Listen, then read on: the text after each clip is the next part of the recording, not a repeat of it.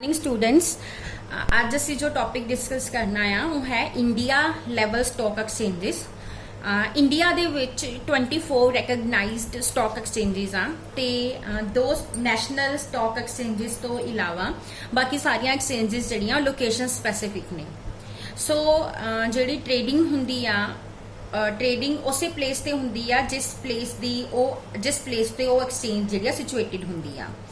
उस तो इलावा all India they which online trading system जिहड़ी आ कीती जांदी आ, जिहड़ी तुसीं किसी भी जगह तो बह के कर सकते हो। अगर असीं बिजनेस पॉइंट ऑफ व्यू तो देखिए तो मुंबई स्टॉक एक्सचेंज जिहड़ी हैगी आ नंबर 1 ते आ, ते उस तो इलावा कैलकटा जिहड़ी हैगी आ जिन्हों लियोन रेंज कहंदे आ, वो भी स्टॉक एक्सचेंज है।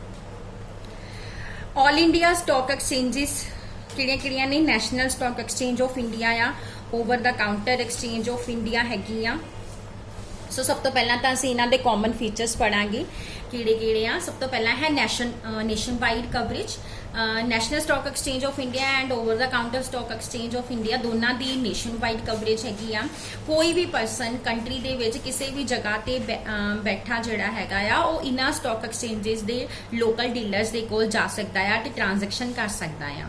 पहला जिहड़ी ट्रेडिंग हुंदी सी वो सिर्फ उसे पर्टिकुलर एरिया च ही लिमिटेड हुंदी सीगी जिथे वो एक्सचेंज सिचुएटेड हुंदी आ, बट हुण तुसीं किसी भी जगह ते बह के काम कर सकते हो। सैकेंड आ रिंगलैस ट्रेडिंग। ये जड़ियां एक्सचेंजिस ने इन्हां विच रिंगलैस ट्रेडिंग हुंदी आ, ठीक है। इत्थे कोई ट्रेडिंग हॉल नहीं हुंदा। सो जिन्नी भी ट्रेडिंग हुंदी आ वो सारी दी सारी इंटरनेट सर्विस के थ्रू कंप्यूटर्स के थ्रू हुंदी आ। और जिहड़े लोकल डीलर्स हैगे आ NSE दे और OTC दे, उन्हां दे कंप्यूटर्स जिहड़े हैगे आ NSEI और OTCEI दे सैटेलाइट लिंकअप दे नाल कनैक्टेड हुंदे आ। थर्ड आ स्क्रीन बेस्ड ट्रेडिंग। NSEI ते OTCEI दी जो भी जिन्नी ट्रेडिंग हैगी आ सारी कंप्यूटर दी स्क्रीन ते हुंदी आ।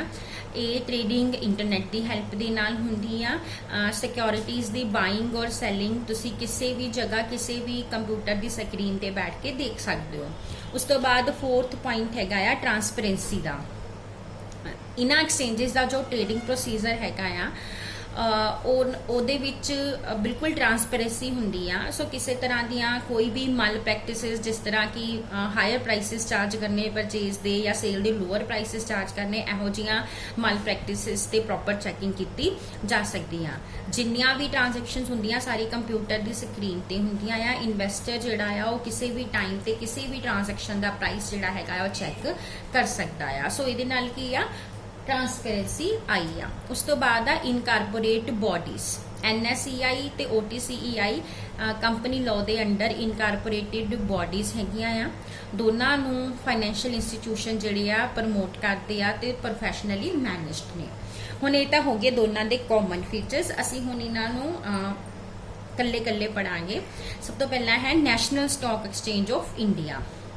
National stock exchange of India जिहड़ी आ नवंबर 1992 दे विच इनकारपोरेट की गई सीगी। इहदी इक्विटी कैपिटल जिहड़ी सीगी वो 25 करोड़ दी सीगी और इनू सैटअप किया गया आ लीडिंग फाइनैंशियल इंस्टीट्यूशनस, बैंक और इंश्योरेंस कंपनीज के द्वारा।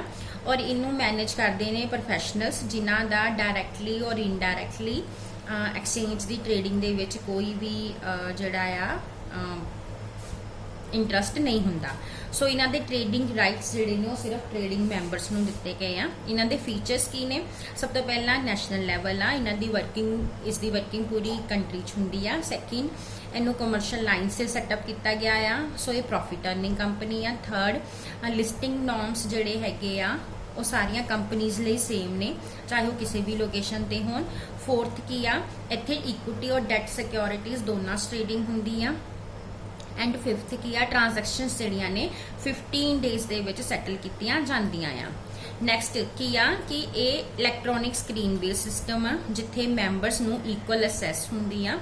एंड लास्ट की आ कि सारी ट्रांजैक्शनस जिहड़ियां आ वो नैशनल सिक्योरिटी क्लीयरिंग कारपोरेशनस दे द्वारा गारंटेड हुंदियां आ। उस तो बाद नैक्सट आ इहदे ऑब्जैक्टिव्स। NSE दे की ऑब्जैक्टिव्स ने? NSE नूं सैटअप किया गया आ कुछ ऑब्जैक्टिव्स नूं फुलफिल करन दे लई, जिहदे विच सब तो पहला a nation wide trading facilities. ਇਹਨੂੰ ਐਸਟੈਬਲਿਸ਼ ਕੀਤਾ ਗਿਆ ਆ ਨੇਸ਼ਨ ਇਕੁਇਟੀਜ਼ ਡੈਟ ਇੰਸਟਰੂਮੈਂਟਸ ਦੇ regarding nation wide trading facility provide ਕਰਨ ਦੇ ਲਈ। ਇਹ ਫੈਸਿਲਿਟੀ ਜਿਹੜੀ ਹੈਗੀ ਆ ਨੈਸ਼ਨਲ ਬੇਸਿਸ ਤੇ ਸਕ੍ਰਿਪਟਸ ਨੂੰ ਦੇ ਪ੍ਰਾਈਸਿਸ ਨੂੰ ਰੈਗੂਲੇਟ ਕਰਨ ਦੀ ਆ। ਸੋ ਅਗਰ ਰੀਜਨਲ ਸਟਾਕ ਐਕਸਚੇਂਜਿਸ ਦੇ ਵਿੱਚ ਕਿਸੇ ਸਕ੍ਰਿਪਟਸ ਦੇ ਪ੍ਰਾਈਸਿਸ ਜਿਹੜੇ ਹੈਗੇ ਆ ਬਹੁਤ ਜ਼ਿਆਦਾ ਵੇਰੀ ਕਰਦੇ ਆ, ਸੋ ਉਹਨਾਂ ਰੀਜਨਲ ਜਿਹੜੀ ਡਿਸਐਡਵਾਂਟੇजेस ਹੈਗੇ ਆ ਉਹਨਾਂ ਨੂੰ ਅਵੋਇਡ ਕਰਨ ਲਈ ਔਰ ਪ੍ਰਾਈਸਿੰਗ ਦੇ ਵਿੱਚ ਟਰਾਂਸਪੇਰੈਂਸੀ ਨੂੰ ਪ੍ਰਮੋਟ ਕਰਨ ਲਈ ਇਹਨੂੰ ਐਸਟੈਬਲਿਸ਼ ਕੀਤਾ ਗਿਆ ਆ। ਸੈਕਿੰਡ ਆ ਐਲੀਮੀਨੇਟਿੰਗ ਅੰਡਰਕਟਿੰਗ।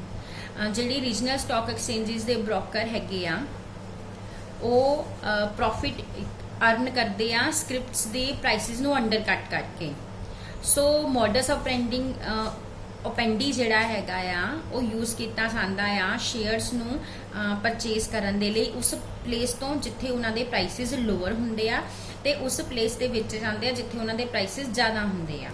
ਸੋ ਬ੍ਰੋਕਰਸ ਜਿਨ੍ਹਾਂ ਦੇ ਕਨੈਕਸ਼ਨਸ ਹੁੰਦੇ ਆ ਡਿਫਰੈਂਟ ਪਲੇਸਿਸ ਤੇ ਉਹ ਹਮੇਸ਼ਾ ਇਹਨਾਂ ਪ੍ਰਾਈਸਿਸ ਦੇ ਡਿਫਰੈਂਸਿਸ ਦੇ ਨਾਲ ਪ੍ਰੋਫਿਟ ਅਰਨ ਕਰਦੇ ਆ। ਸੋ NSE ਜਿਹੜੀ ਹੈਗੀ ਆ ਉਹ ਇੱਕ ਇਹੋ ਜਿਹੀ ਐਕਸਚੇਂਜ ਆ ਜਿਹੜੀ ਕਿ ਪੂਰੀ ਕੰਟਰੀ ਦੇ ਵਿੱਚ ਆਪਰੇਟ ਕਰ ਰਹੀ ਆ ਇੰਟਰਨੈਟ ਨੈਟਵਰਕ ਦੇ ਥਰੂ। ਸੋ ਇਸ ਤਰ੍ਹਾਂ ਦੀਆਂ ਪ੍ਰੈਕਟਿਸਿਸ ਜਿਹੜੀਆਂ ਆ ਉਹ ਐਲੀਮੀਨੇਟ ਕੀਤੀਆਂ ਗਈਆਂ ਆ ਇਹਦੇ ਨਾਲ। ਉਸ ਤੋਂ ਬਾਅਦ ਆ ਰੈਗੂਲੇਸ਼ਨ ਆਫ ਟ੍ਰਾਂਜੈਕਸ਼ਨਸ।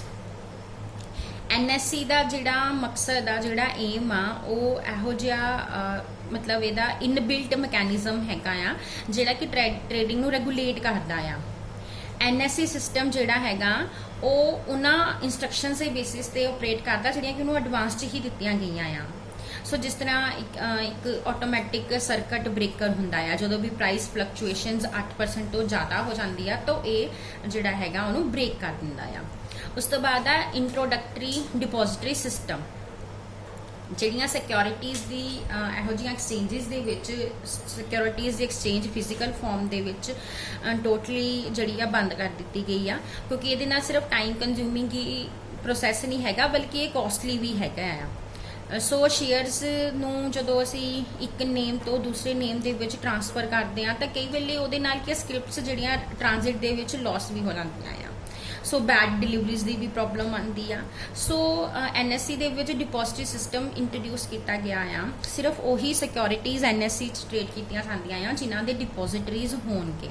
ਸੋ ਪੁਰਾਣੀਆਂ ਜਿਹੜੀਆਂ ਪ੍ਰੋਬਲਮਸ ਹੈਗੀਆਂ ਫਿਜ਼ੀਕਲ ਸਿਸਟਮ ਵਾਲੀਆਂ ਉਹ ਇਹਦੇ ਨਾਲ ਖਤਮ ਕੀਤੀਆਂ ਗਈਆਂ ਆ। ਉਸ ਤੋਂ ਬਾਅਦ ਇਲੈਕਟ੍ਰੋਨਿਕ ਸੈਟਲਮੈਂਟ। ਜਿਹੜੀ ਮੈਨੂਅਲ ਸੈਟਲਮੈਂਟ ਦਾ ਮੈਨੂਅਲ ਸਿਸਟਮ ਆ ਉਹ ਬਹੁਤ ਜ਼ਿਆਦਾ ਲੈਂਥੀ ਆ ਤੇ ਟਾਈਮ ਕੰਜ਼ਿਊਮਿੰਗ ਆ। ਸੋ NSE ਨੂੰ ਇੰਟਰੋਡਿਊਸ ਕੀਤਾ ਗਿਆ ਇਲੈਕਟ੍ਰੋਨਿਕ ਸਿਸਟਮ ਦੇ ਨਾਲ ਜਿਹੜਾ ਕਿ ਈਜ਼ੀ ਤੇ ਕੁਇਕ ਆ। ਐਂਡ ਲਾਸਟ ਹੈਗਾ ਆ ਐਟ ਪਾਰ with the international standard. NSE ਜਿਹੜੀ ਆ ਇੰਟਰਨੈਸ਼ਨਲ ਸਟੈਂਡਰਡਸ ਦੇ ਬਰਾਬਰ ਆ, ਚਾਹੇ ਉਹ ਮਾਰਕੀਟ ਪ੍ਰਾਈਸਿਸ ਨਾਲ ਰਿਲੇਟਿੰਗ ਹੋਵੇ ਚਾਹੇ ਪ੍ਰੋਡਕਟਸ ਨਾਲ ਜਾਂ ਟੈਕਨੋਲੋਜੀ ਨਾਲ। ਉਸ ਤੋਂ ਬਾਅਦ ਇਹਦੀ ਵਰਕਿੰਗ। ਇਹਦਾ ਜਿਹੜਾ ਸੈਟਲਮੈਂਟ ਸਾਈਕਲ ਹੈਗਾ ਆ ਉਹ 8 ਦਿਨਾਂ 'ਚ ਕੰਪਲੀਟ ਹੁੰਦਾ ਆ, ਜਿਸ ਦਿਨ ਲਾਸਟ ਡੇ ਹੋਏਗਾ ਟ੍ਰੇਡਿੰਗ ਸਾਈਕਲ ਦਾ। ਟ੍ਰੇਡਿੰਗ ਪੀਰੀਅਡ ਨੂੰ ਵੈਨਸਡੇ ਤੋਂ ਲੈ ਕੇ ਟਿਊਜ਼ਡੇ ਤੱਕ ਅਸੀਂ ਇੱਕ ਵੀਕ ਕਾਊਂਟ ਕਰਦੇ ਆ ਤੇ ਜਿਹੜੀ ਸੈਟਲਮੈਂਟ ਆ ਉਹ ਨੈਕਸਟ ਵੀਕ ਦੇ ਵਿੱਚ ਹੁੰਦੀ ਆ। NSE ਦਾ ਕਲੀਅਰਿੰਗ ਕਾਰਪੋਰੇਸ਼ਨ ਜਿਹੜਾ ਆ ਉਹ ਸਾਰੀ ਟ੍ਰੇਡਿੰਗ ਦੀ ਗਾਰੰਟੀ ਲੈਂਦਾ ਆ।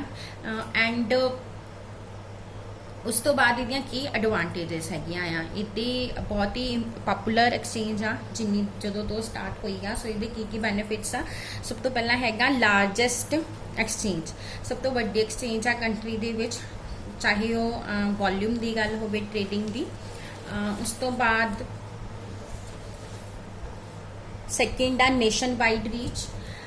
ਇਹਦੀਆਂ ਟ੍ਰੇਡਿੰਗ ਫੈਸਿਲਿਟੀਜ਼ ਪੂਰੀ ਕੰਟਰੀ ਦੇ ਵਿੱਚ ਪ੍ਰੋਵਾਈਡ ਕੀਤੀਆਂ ਜਾਂਦੀਆਂ ਹੈਗੀਆਂ ਆ, ਚਾਹੇ ਇਕੁਇਟੀਜ਼ ਹੋਣ ਜਾਂ ਡੈਟ ਇੰਸਟਰੂਮੈਂਟਸ ਹੋਣ। ਉਸ ਤੋਂ ਬਾਅਦ ਆ equal access to the investors. NSE ਜਿਹੜੀ ਆ ਸਾਰੇ ਇਨਵੈਸਟਰਸ ਨੂੰ all over the country equal access provide ਕਰਦੀ ਆ ਥਰੂ ਐਪਰੋਪਰੀਏਟ ਕਮਿਊਨੀਕੇਸ਼ਨ ਨੈਟਵਰਕ ਦੇ ਨਾਲ।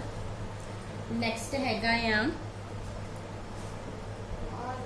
ਉਸ ਤੋਂ ਬਾਅਦ ਆ ਇਲੈਕਟ੍ਰੋਨਿਕ ਸਕਰੀਨ ਬੇਸਡ ਟ੍ਰੇਡਿੰਗ। ਇਹ ਫੇਅਰ ਐਫੀਸ਼ੀਐਂਟ ਤੇ ਟਰਾਂਸਪੇਰੈਂਟ ਟ੍ਰੇਡਿੰਗ ਪ੍ਰੋਵਾਈਡ ਕਰਦੀ ਆ ਕਿਉਂਕਿ electronic based trading screen based trading ਹੁੰਦੀ ਆ। ਉਸ ਤੋਂ ਬਾਅਦ provide trade and post trade information. Trading ਤੋਂ ਪਹਿਲਾਂ ਤੇ ਟ੍ਰੇਡਿੰਗ ਤੋਂ ਬਾਅਦ ਦੀ ਵੀ ਇਨਫੋਰਮੇਸ਼ਨ ਇਨਵੈਸਟਰਸ ਨੂੰ ਪ੍ਰੋਵਾਈਡ ਕੀਤੀ ਜਾਂਦੀ ਆ ਤਾਂ ਕਿ ਇਨਵੈਸਟਰਸ ਜਿਹੜੇ ਨੇ ਬੈਸਟ ਬਾਇੰਗ ਐਂਡ ਸੈਲਿੰਗ ਕਰ ਸਕਣ। Speed and liquidity. ਜਿਹੜੀ ਟ੍ਰੇਡਿੰਗ ਹੁੰਦੀ ਟ੍ਰੇਡਿੰਗ ਆਰਡਰਸ ਪ੍ਰੋਸੈਸ ਹੁੰਦੇ ਆ ਬਹੁਤ ਹਾਈ ਸਪੀਡ ਤੇ ਹੁੰਦੇ ਜਿਹਦੇ ਨਾਲ ਲਿਕੁਇਡਿਟੀ ਇਨਸ਼ੋਰ ਹੁੰਦੀ ਆ ਐਂਡ ਸ਼ਾਰਟਰ ਸੈਟਲਮੈਂਟ ਸਾਈਕਲ ਇਹ ਜਿਹੜਾ ਹੈਗਾ ਇਹਦਾ ਸੈਟਲਮੈਂਟ ਸਾਈਕਲ ਸ਼ਾਰਟਰ ਆ and investment service centres NSE ਦੇ 6